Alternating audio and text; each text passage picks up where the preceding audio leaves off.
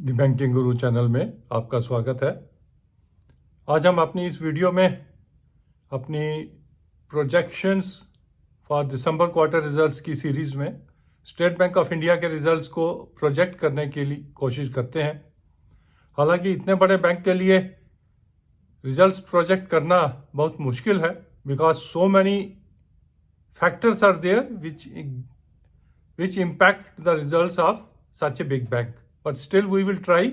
At present, whatever the information is available, the circumstances are there. Based on that, how we expect the State Bank of India to perform in the month of December 23. Interest earned, we expect will increase by 5,000 crores, which is about 5% growth over the last quarter, that is September quarter. Other income will grow by 3,000 crores, mainly on account of the processing fee. तो दिसंबर में balance sheets आना और accounts renew होने की वजह से ये other income increase होनी शुरू हो जाती है। Main increase comes in the month of March, but December also is a good month as far as the processing fee recovery is concern.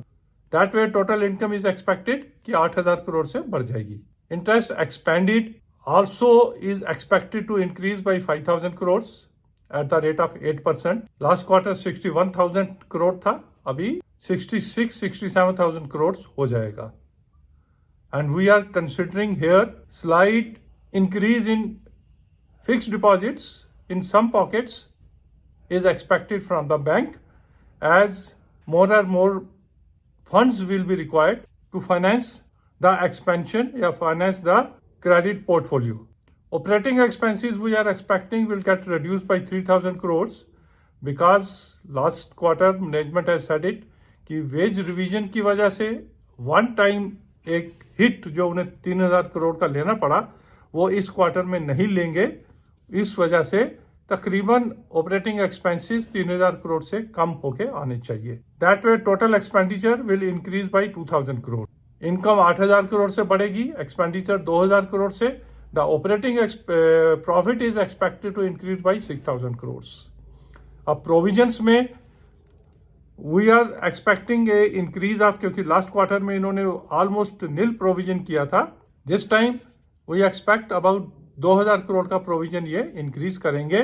NPA as well as the other contingencies को मिला के तकरीबन 2,000 का provision increase होगा। Profit बढ़ के आएगा तो tax provision also is going to increase by 1,000 crore. तो कुल मिला के net profit we are expecting will increase by 3,000 crore. 14,000 crore से बढ़ के 17,000 करोड़ के करीब आना चाहिए। ग्रॉस एनपीए, क्योंकि दिसंबर क्वार्टर एक अच्छा क्वार्टर रहता है इकोनॉमिक एक्टिविटी की वजह से और अच्छी रिकवरीज भी होती हैं। अबाउट 5,000 करोड़ का reduction in the gross NPA and similarly 3,000 crore का reduction in the net NPA. PCR will improve 75.45 से बढ़ के 77.5 हो जाना चाहिए।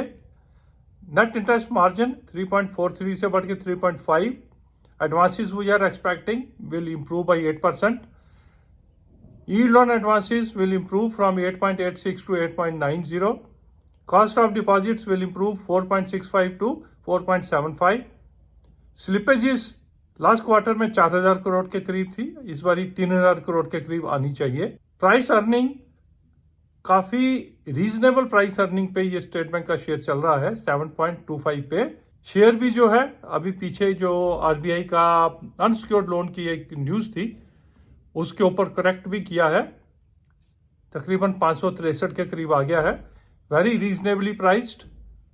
और अगर व्हाट वी आर प्रिज्यूमिंग कि नेट प्रॉफिट 3,000 करोड़ से बढ़ेगा तो उससे अगर सेम पी रेशो पे भी रहता है तो स्टेट बैंक का शेयर ऊपर बढ़ना चाहिए।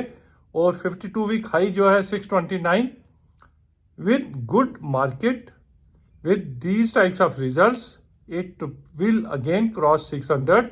एंड अगर इससे इम्प्रूव्ड रिजल्ट्स आते हैं और कोई नेगेटिव फीचर नहीं आता तो ये 625 को दोबारा टच भी कर सकता है। क्योंकि स्टेट बैंक के शेयर ने पिछले 3 महीने में, 6 महीने में, 1 साल में नेगेटिव रिटर्न्स दी हैं, लेकिन रिजल्ट्स में ऐसा कुछ नहीं आया जो कि स्टेट बैंक डिजर्व करे नेगेटिव रिटर्न्स। तो re-rating is expected. Better results will take it over 600.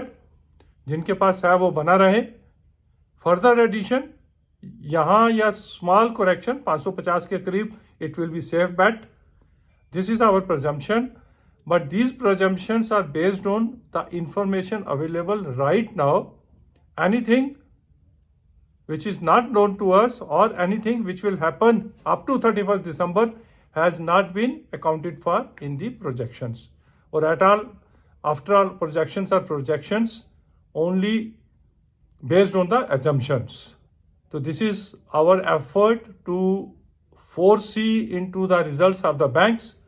Let us see how successful we will be, and we will be waiting for your comments also to know whether we should continue this exercise of projecting the results of the banks, or we should stick to our present structure, that is analyzing the results after the results are declared. Thank you for watching this video.